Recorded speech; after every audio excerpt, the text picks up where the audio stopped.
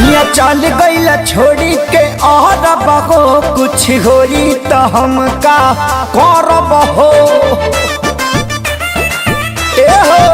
सैया चल गईला छोड़ी के और बहो कुछ होई तो हम का करब हो।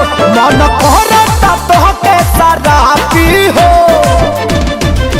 तो कहियो कदी देवरबा पापी हो। मोर जवानी के फोटो कापी हो कहियो कदी देवरबा पापी हो।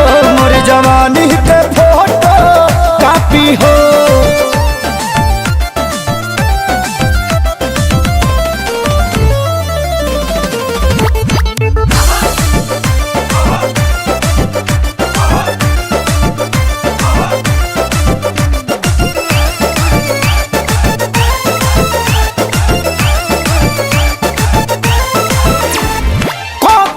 धन पुराय करा हवाले का कोई नजर ये कहाँ कहाँ डाले।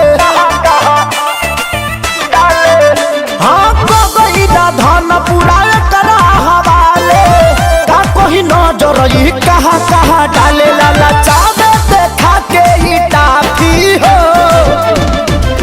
तो कहियो कह दी देवरबा पापी को। मोर जवानी के फोटो कापी हो कहियो कदी देवरबा पापी हो। मोर जवानी के फोटो कापी हो।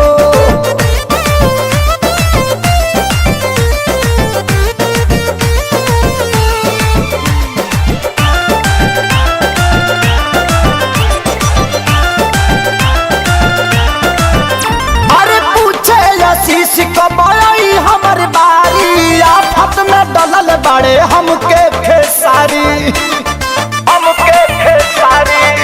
हाँ हाँ पूछे सोनू कब आई हमर बारी आफत में डलल नीली कमल खेसारी को के गलती कुंदन मांगे माफी हो तो कहियो कदी देवरबा पापी को।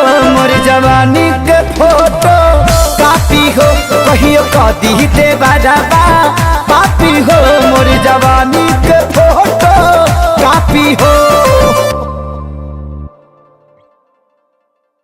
तो कहियो कदी देवरबा पापी हो।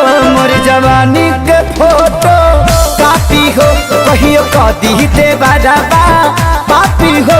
मोर जवानी के फोटो कापी हो।